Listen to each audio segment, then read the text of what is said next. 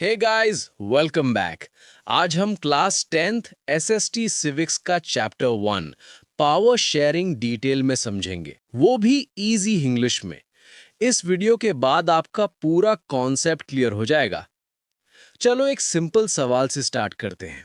अगर एक ही इंसान या एक ही ग्रुप के पास सारी पावर हो तो क्या होगा? ऑब्वियसली अनफेयर डिसीजंस होंगे, डिस्क्रिमिनेशन होगा और कॉन्फ्लिक्ट्स बढ़ेंगे। इसी प्रॉब्लम का सॉल्यूशन है पावर शेयरिंग। पावर शेयरिंग का मतलब होता है पावर को डिफरेंट लोगों, ग्रुप्स और इंस्टीट्यूशंस के बीच डिस्ट्रीब्यूट करना। डेमोक्रेसी का मेन एम होता है कि पावर एक जगह कॉन्सेंट्रेट ना हो। जब पावर डिवाइड होती है तब सिस्टम फेयर और बैलेंस्ड बन जाता है। अब इस कॉन्सेप्ट को समझने के लिए दो कंट्रीज के एग्जाम्पल्स देखते हैं, बेल्जियम और श्रीलंका। सबसे पहले बेल्जियम। बेल्जियम एक छोटा यूरोपियन कंट्री है जहां 3 मेन कम्युनिटीज रहती हैं, डच स्पीकिंग, फ्रेंच स्पीकिंग और जर्मन स्पीकिंग। यहाँ प्रॉब्लम ये थी कि फ्रेंच स्पीकिंग लोग ज़्यादा रिच और पावरफुल थे, जिसकी वजह से टेंशन क्रिएट हो रहा था। लेकिन बेल्जियम गवर्नमेंट ने स्मार्टली पावर शेयरिंग अप्लाई किया। उन्होंने सेंट्रल गवर्नमेंट में इक्वल रिप्रेजेंटेशन दिया, स्टेट गवर्नमेंट्स को भी पावर दी और कैपिटल ब्रसल्स में दोनों मेजर ग्रुप्स को इक्वल राइट्स दिए। इसका रिजल्ट क्या हुआ? कंट्री में पीस मेंटेन रही और कॉन्फ्लिक्ट्स कंट्रोल हो गए। ये पावर शेयरिंग का पॉजिटिव एग्जाम्पल है। अब श्रीलंका का केस देखते हैं, जो बेल्जियम के बिल्कुल ऑपोजिट है।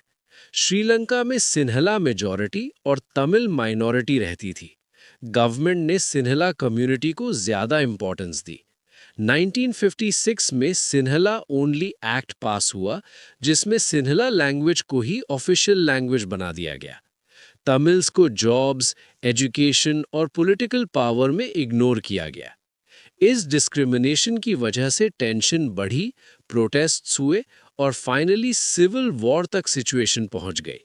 ये एग्जाम्पल दिखाता है कि जब पावर शेयर नहीं होती तो क्या प्रॉब्लम्स होती हैं। अब समझते हैं कि पावर शेयरिंग इम्पॉर्टेंट क्यों है। इसके दो मेन रीजंस होते हैं, प्रूडेंशियल और मॉरल। प्रूडेंशियल रीजन एक प्रैक्टिकल रीजन है। पावर शेयरिंग से कॉन्फ्लिक्ट्स रिड्यूस होते हैं और कंट्री स्टेबल रहती है। मॉरल रीजन एक एथिकल रीजन है। डेमोक्रेसी का बेसिक प्रिंसिपल है कि हर सिटीजन को इक्वल राइट मिले और सबको डिसीजन मेकिंग प्रोसेस में पार्टिसिपेट करने का चांस मिले। अब बात करते हैं पावर शेयरिंग के फॉर्म्स की, जो एग्जाम के लिए बहुत इंपॉर्टेंट है। पहला है हॉरिजॉन्टल डिस्ट्रीब्यूशन। इसमें पावर अलग-अलग ऑर्गन्स में डिवाइड होती है, लेजिस्लेचर, एग्जीक्यूटिव और जुडिशरी। इससे कोई भी एक ऑर्गन ज्यादा पावरफुल नहीं बनता। दूसरा है वर्टिकल डिस्ट्रीब्यूशन। इसमें पावर डिफरेंट लेवल्स पर डिवाइड होती है, सेंट्रल, स्टेट और लोकल गवर्नमेंट। तीसरा है सोशल ग्रुप्स के बीच पावर शेयरिंग, जैसे एससी, एसटी और माइनॉरिटीज को रिप्रेजेंटेशन देना, ताकि सबको इक्वल पार्टिसिपेशन मिले। चौथा है पॉलिटिकल पार्टीज और प्रेशर ग्रुप्स के बीच पावर शेयरिंग। डिफरेंट पार्टीज और ऑर्गेनाइजेशंस भी डिसीजन मेकिंग प्रोसेस में रोल प्ले करते हैं।